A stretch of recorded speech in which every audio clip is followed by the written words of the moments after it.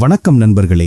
வெறும் அதிர்ஷ்டத்தை நம்பாமல் தன் சொந்த உழைப்பை மட்டுமே நம்பி வாழும் ஒரு ஏழை விவசாயியும் பேராசை மிகுதியால் தன்னைத்தானே அழித்துக் கொண்ட ஒரு அரசனையும் பற்றிய கதை இது.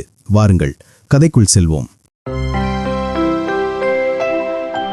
ஒரு ஊரில் ராமு என்ற ஒரு விவசாயி வாழ்ந்து வந்தார்.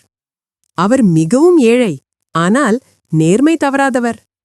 தினமும் சூரியன் உதிப்பதற்கு முன்பே எழுந்து அவருடைய வறண்ட பூமியில் வியர்வை சிந்த உழைப்பார். அவரது உழைப்பு கடினமானது, ஆனால் பலன் மிக குறைவு.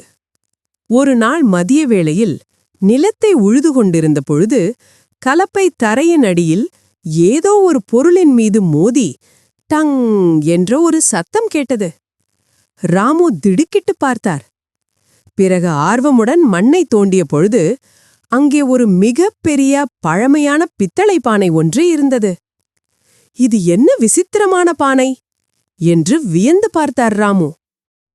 பழைய பானையாக இருந்தாலும் இதில் தண்ணீர் ஊற்றி வைக்கலாம் என்று நினைத்த ராமு பானையை ஒரு துணியால் துடைத்து சுத்தம் செய்ய ஆரம்பித்தார். அப்பொழுது எதிர்பாராத விதமாக அவரது தலைப்பாகை நழுவி அந்த பானையின் உள்ளே தவறி விழுந்துவிட்டது. அவர் அந்த தலைப்பாகையை எடுக்க பானையின் உள்ளே கையை விட்டபோது அடுத்த நொடி என்ன ஆச்சரியம்! ஒரு தலைப்பாகை வருவதற்கு பதிலாக 100 தலைப்பாகைகள் பீரிட்டு கிளம்பின. ஆச்சரியத்தில் உறைந்த ராமு அப்பொழுதுதான் உணர்ந்தார், இந்த பானை ஒரு சாதாரண பானை அல்ல, இது எதை போட்டாலும் 100 மடங்காக மாற்றும் ஒரு மந்திர பானை என்று. இருந்தாலும் ராமுவால் தன் கண்களை இன்னும் நம்ப முடியாமல் பானையையே பார்த்து கொண்டு இருந்தார். பிறகு பானையை சோதித்து பார்ப்பதற்காக தன்னிடமிருந்த ஒரே ஒரு செப்பு நாணயத்தை பானையினுள்ளே போட்டார். அடுத்த நொடியே பானை 100கணக்கான நாணயங்களால் நிறைந்து மின்னியது. ராமுவின் வறுமை நீங்கும் நேரமும் வந்தது.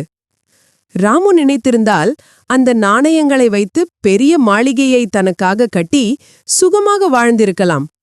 ஆனால் அவரோ அந்த செல்வத்தை தன்னை போன்ற ஏழைகளுக்கும் பசியால் வாடும் மக்களுக்கும் வாரி வழங்கினார். அந்த கிராமமே ராமுவின் நல்ல மனதை வாழ்த்தியது. அவர் செல்வந்தரானாலும் அவரது இந்த மக்களுக்கு உதவும் குணம் மட்டும் மாறவே இல்லை. மறுபுறம் இந்த செய்தி அந்த நாட்டின் பேராசை பிடித்த மன்னனின் காதுகளுக்கு எட்டியது. கோபம் கொண்ட அவன், என்ன, ஒரு ஏழை விவசாயியிடம் மந்திர பணையா? இந்த நாட்டின் அனைத்து செல்வங்களும் எனக்கே சொந்தம் என்று கர்ஜித்தான். உடனே தன்னுடைய வீரர்களை அனுப்பி அந்த பானையை ராமுவிடமிருந்து பறித்து வர ஆணையிட்டான். அரண்மனை வீரர்கள் ராமுவின் வீட்டிற்கு சென்றனர்.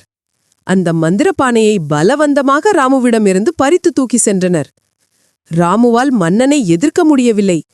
கடவுள் கொடுத்ததை மன்னன் பறித்து விட்டானே, இனி நான் என்ன செய்வேன் என்று மிகுந்த மனவருத்தத்துடன் அமைதியாக நின்றார். அரண்மனையில் மன்னனின் பேராசைக்கு அழவே இல்லாமல் போனது. தங்க நகைகளையும் வைரங்களையும் பானைக்குள் போட்டான். அறை முழுவதும் தங்கங்களும் வைரங்களும் குவிந்தது.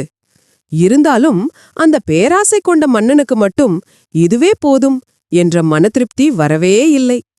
இந்த அதிசய பானைக்குள் அப்படி என்னதான் இருக்கிறது என்று அதன் ரகசியத்தை அறிய துடித்தான்.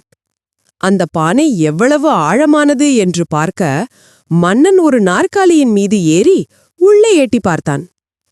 பேராசை கண்ணை மறைக்க ஆர்வமிகுதியால் மன்னன் நிலை தடுமாறி டொப் என்று அந்த மந்திர பானைக்குள் விழுந்தான் மன்னன்.